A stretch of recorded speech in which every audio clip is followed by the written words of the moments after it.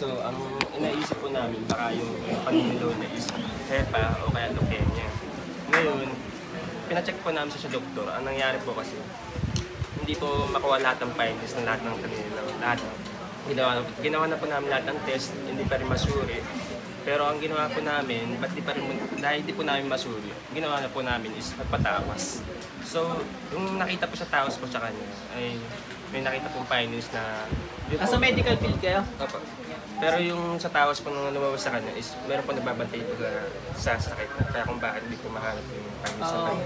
As in, na-check nyo na lahat, wala? Hindi pa rin po matukod. Tikit po ha.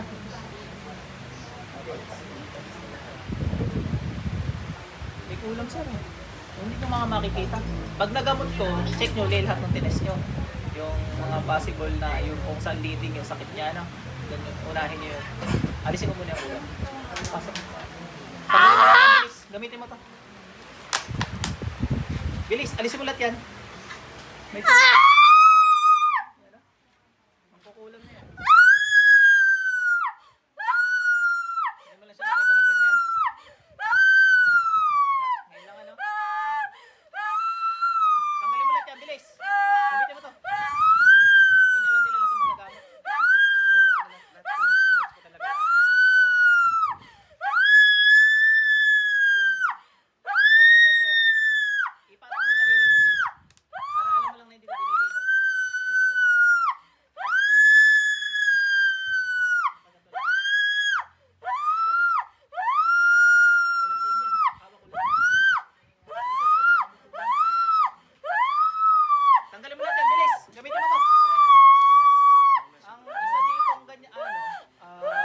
May nakasapi din yung demonyo. Sa tagal ng kinukulang nito, malamang nagkagusto na sa kanya. Ninigas eh.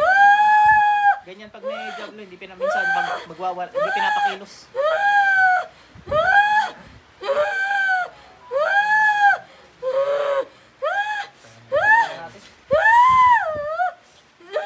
Tanggalin mo muna palagi naman mo dyan, bilis!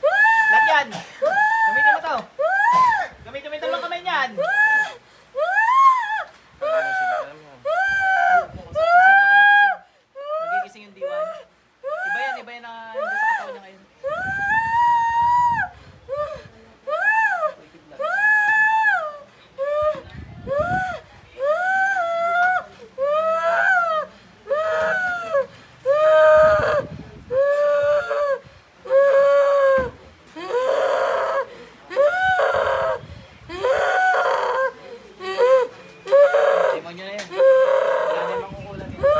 Labas lahat, bilis!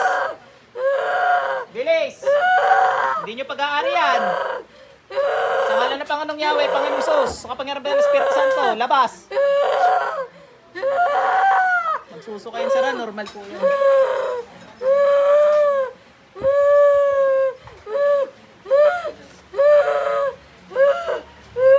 Hindi niya may bago agad, ano? Pressure lang yun, ano? Tumaas lang ang pressure niya, nagdugo agad niya.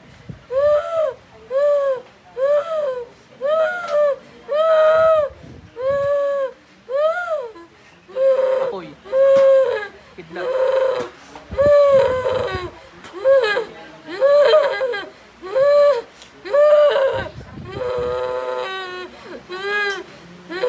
Gigisingin nyo na lang sir, tapos papainamin natin tubig para lumabas na yung mga tubig.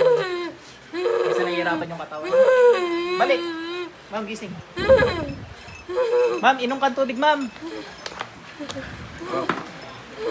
Ay, thank you, sir. Ma'am, inom po kayong tubig. Nakulang kayo, ma'am, tapos may demonyo sa katawan nyo. Si Madam Bay nasa medical din? Sa medical field din?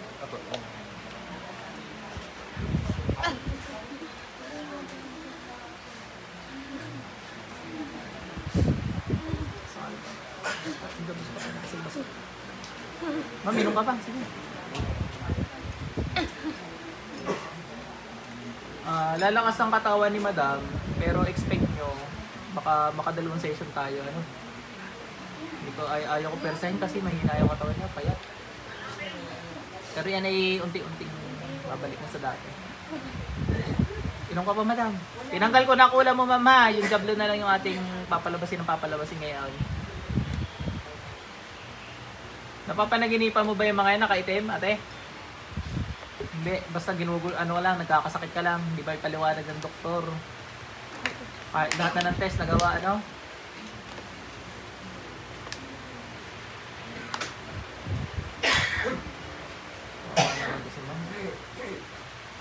Ano, nagpaulit-ulit na kayo sa pag-test sa kanya? Wala talaga. Ito kanina, ma'am, nung tinisil ko sa inyo, sigaw kayo ng sigaw. Alisin ko muna yung nilagay ko. Pero kami, hindi na kayo nasigaw. Lalagyan ko ulit para makasigurado tayo kung buhay pa yung mangkukulam o wala na. Hindi na rin kayo nasigaw. Wala na yung mangkukulam nyo. Yung jablo na lang. Ipisilin natin yung jablo. Hindi mo nyo pa sa katawan, ibig sabihin. Naiwan yung sakit, no? Labas! Bilis!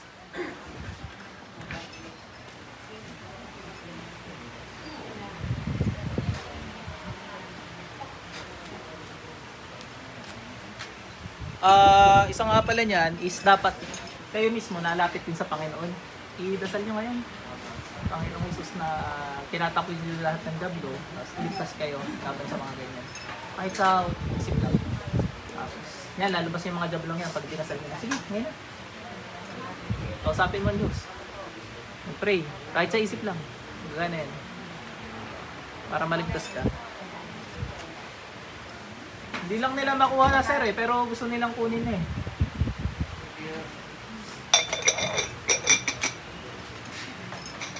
Siguro kung wala kayo knowledge sa ano, sa kung paano palakasin yung katawan, baka wala na si ate.